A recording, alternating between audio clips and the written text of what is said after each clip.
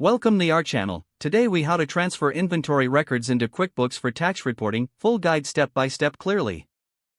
Start by gathering all your inventory records. Ensure you have the necessary access to your QuickBooks account.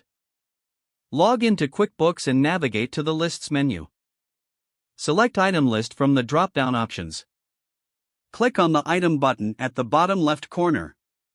Choose New to create a new inventory item. Enter the name of your inventory item in the provided field. Select the appropriate type for the item from the drop-down menu. If needed, fill in the necessary details such as price and cost. Add a description for easy identification later. Next, set the inventory account to track your stock values. Input the quantity on hand to reflect your current inventory.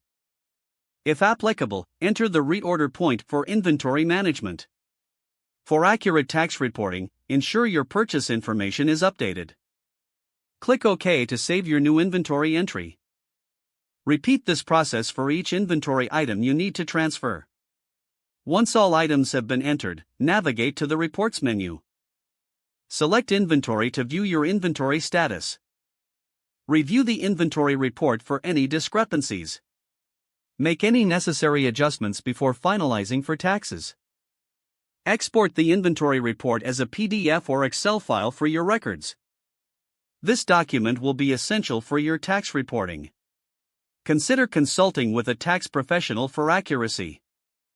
Keep all inventory records organized for future audits.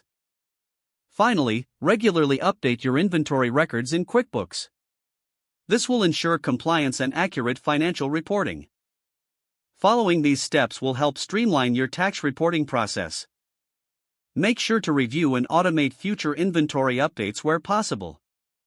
Don't forget to like this video and subscribe to our channel for more step-by-step tech guides.